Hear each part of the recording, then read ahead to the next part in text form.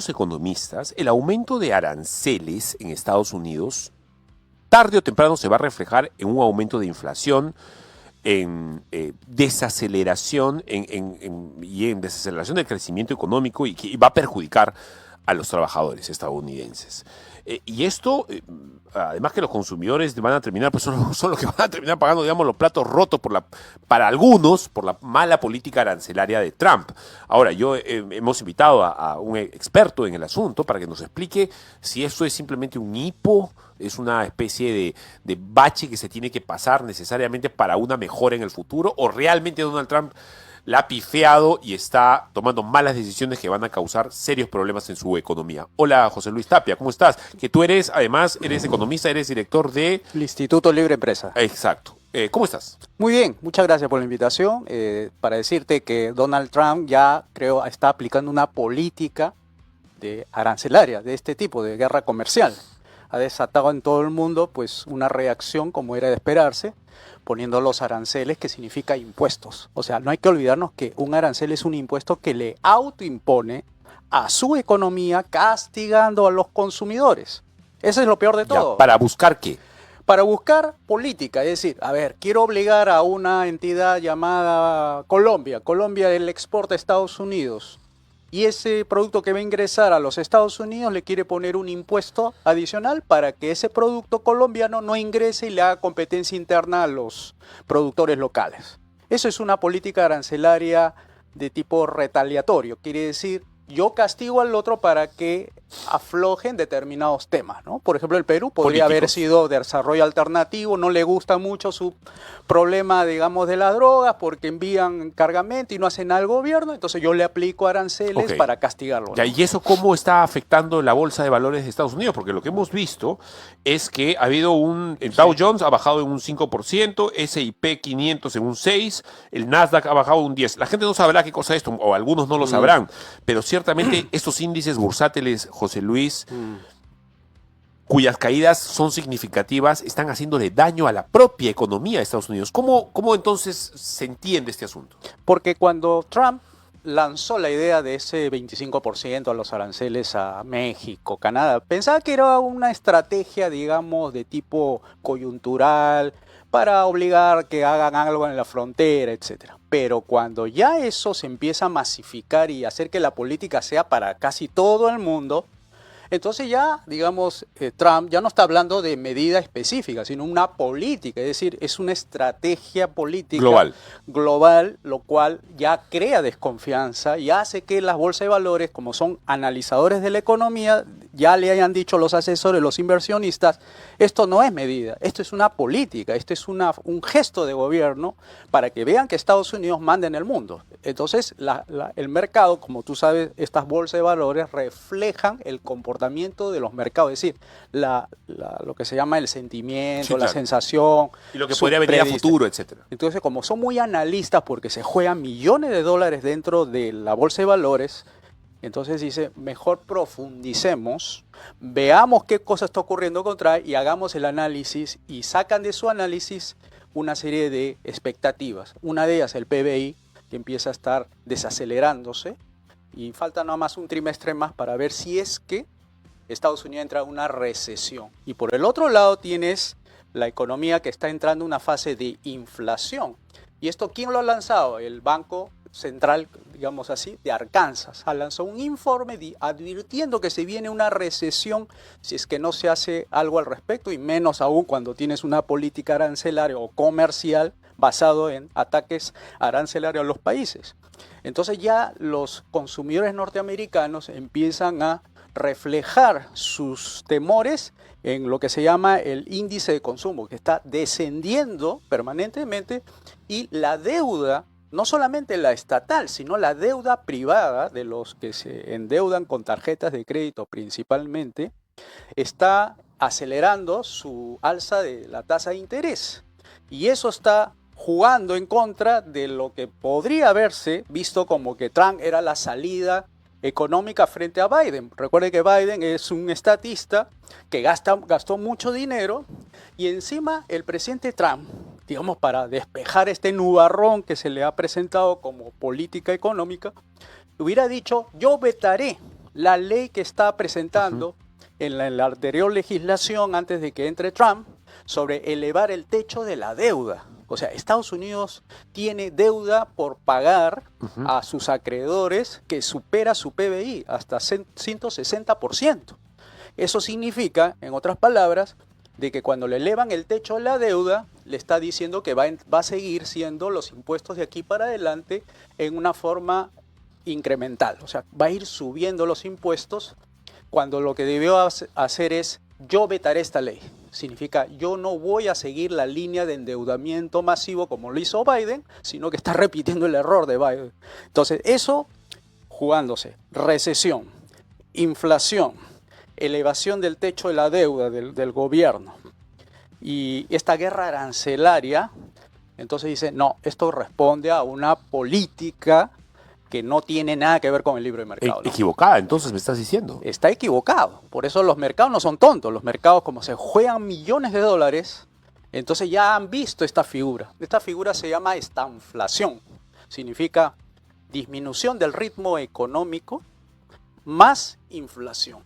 Y cuando hay ese normal desenvolvimiento, lo que va a hacer la Reserva Federal de Estados Unidos es empezar a elevar las tasas de interés para frenar la inflación, porque eso es lo primero que va a hacer, y al aumentar va a desacelerar más el crecimiento económico, o sea, va a entrar en una recesión, parece ser todo lo que indica, ¿no? Entonces, ¿qué tendría que hacer Trump? ¿Parar con la política arancelaria?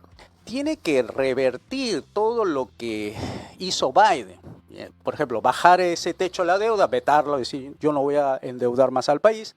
2, lo que tú acabas de señalar, la guerra arancelaria tiene que parar, llamar a todas las partes involucradas, digamos las que están ahí, entre ellos Europa, que está más desconfiado que antes, sentarlos y armar una agenda mundial. Puede hacerlo, tiene todo el poder para llamar y decir, bueno, vamos a hablar de políticas de libre comercio, vamos a hablar de unos mercados libres, vamos así como lo está haciendo China. Eso es sorprendente. China le está dando el ejemplo de lo que es libre mercado, pero ahora se ha puesto en contra de Estados Unidos porque le está castigando sus materias primas, todo lo que ellos exportan, ¿no? Bienes manufacturados. Entonces tiene que sentar, así como se hizo el área de libre comercio de las Américas con George Bush padre, habló de una área de libre comercio de las Américas, él tiene que hablar de un área de libre comercio o de libertad económica en el mundo. Y así la confianza de los inversionistas se restablece y las bolsas empiezan a subir de nuevo y la confianza del consumidor también va a ir acelerando el crecimiento económico. Eso es. Ok, pero eso se enfrenta, se va a chocar con esta idea de hacer de Make America Great Again, o sea, de realmente hacerla grande de nuevo en el tema geoestratégico, geopolítico. No. Porque Trump lo entiende así, ¿ah? No, él tiene un libro con Roberto Kiyosaki que habla del libre comercio. Él habla del libre empresa, libre Pero comercio. entonces, ¿por qué está haciendo lo que hace? Por lo mismo, está mal asesorado o se está equivocando o tiene un problema de... A ver, hay indicadores de que el tipo tiene un trastorno, una patología, eso que se llama megalomanía. Él está sufriendo. El ego es muy demasiado, lo controla tanto de que él dice, bueno, yo lo voy a sentar aquí a México, lo voy a sentar aquí a Canadá. Yo voy a lanzar la iniciativa esta de la guerra arancelaria, voy a sacudir el mundo. Tú has visto cómo se ha bajado a USAID en 83% sí, claro. De todos los programas han sido cancelados. Si yo puedo hacer eso, puedo hacer mucho más. Entonces, creo yo que se está dejando llevar por esas formas, digamos, medias extrañas, porque no tiene explicación. Él conoce el tema del libre comercio, él ha sido inversionista y sabe que la libertad es fundamental para poder hacer inversiones, ¿no? El problema además de los aranceles, José Luis, es que esto está afectando a industrias con millones de gente con millones de componentes que están entrando, que no están entrando a Estados Unidos. A ver, pienso en automotrices, pienso en medicinas, etcétera, que no encuentran el acero en Estados Unidos, que tienen que traerlo de otros países o correcto. Los ingredientes para hacer, no sé, pues X productos, ¿verdad? Es correcto. Y eso va a encarecer el tema, lo va a hacer más lento y va a ser más caro. Todo lo que tú has dicho es correcto. O sea, lo que pasa es que en el caso de Estados Unidos, como tiene un déficit comercial, entiende Trump que ese déficit comercial es yo estoy dando algo a cambio de nada. O sea, déficit es dar a cambio de nada. Como está siendo mal asesorado, porque pienso que él tiene inteligencia para revertir eso, entonces lo que debe entender es al revés. Si está dando algo es a cambio de algo. Fíjate que el déficit es así. Exportas una cantidad, un monto, digamos, de bienes y servicios. Eso se refleja, por ejemplo, en 100. ¿Qué es déficit? Cuando lo que tú compras es 200.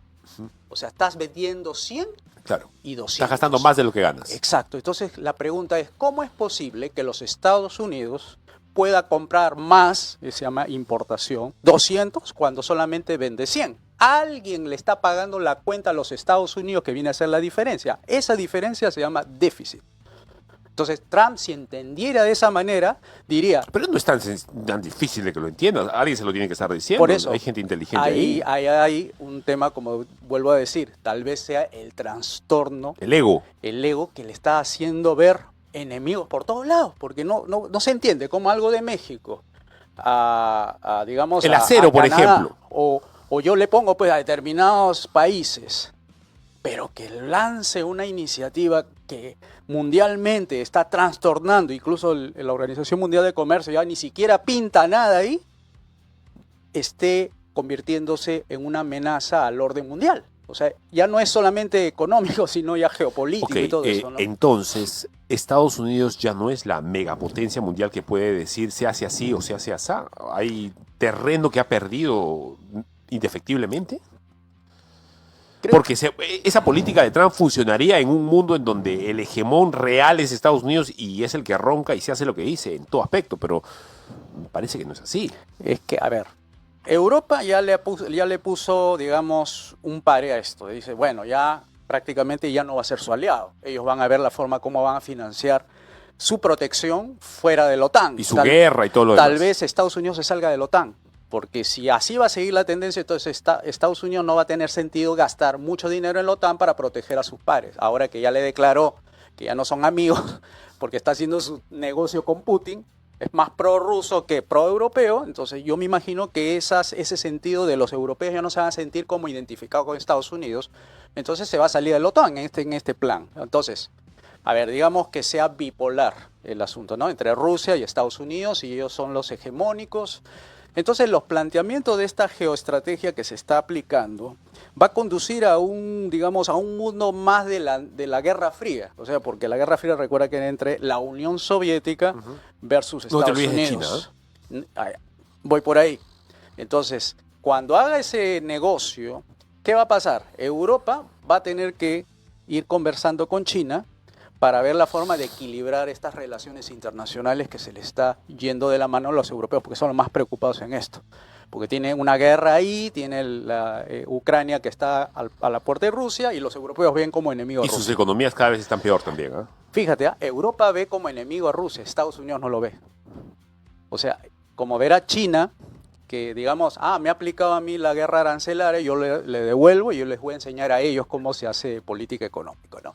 Entonces, en resumen, lo que quiero decir es lo siguiente. Estados Unidos está avanzando en su agenda internacional con Putin para ver la manera de bajarle todos los gastos posibles en la guerra que tiene con Ucrania, que sea no sé cuántos miles de millones ha gastado, más de cientos de miles de millones, en billions es allá, ¿no? Pero acá es cientos de miles de millones, y dedicarlo a lo que él le llama la reindustrialización de los Estados Unidos, ¿no? Que ese es su objetivo que tiene, porque lo que quiere es volver a los Estados Unidos grande, digamos, poderoso, como era antes. Si hace eso, yo creo que los mercados van a desconfiar más aún, ¿no? Yo creo que tiene que revertir esas medidas, tiene que ser medidas, como siempre hablamos contigo, Fabricio, de las reformas liberales, ¿no? Estados Unidos necesita bajar gasto público, y lo está haciendo con el señor Elon Musk.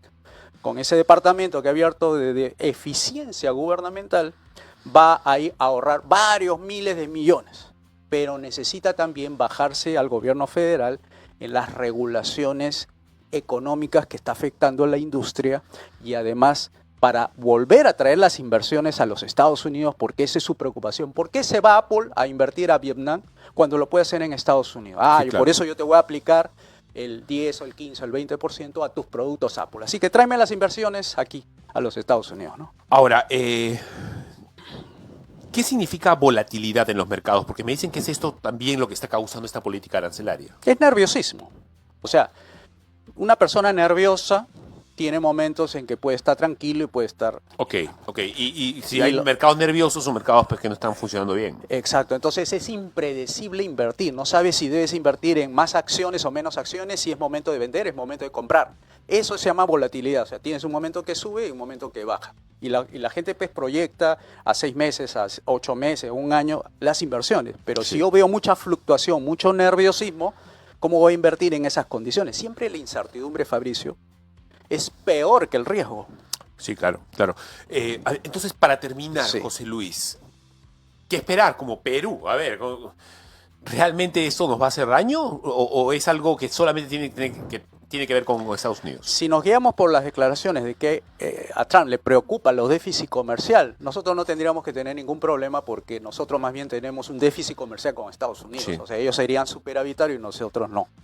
Si a él le preocupan los productos como tal, o sea, si le están haciendo presión económica para que los productos Ajá. peruanos no ingresen allá, bueno, ahí sí tendría que replantearse su TLC que ha firmado Estados Unidos con el Perú y por tanto los arándanos, las uvas, todas esas exportaciones no tradicionales van a verse afectadas, porque eso significa de repente cambiarle las condiciones al TLC y lo puede hacer.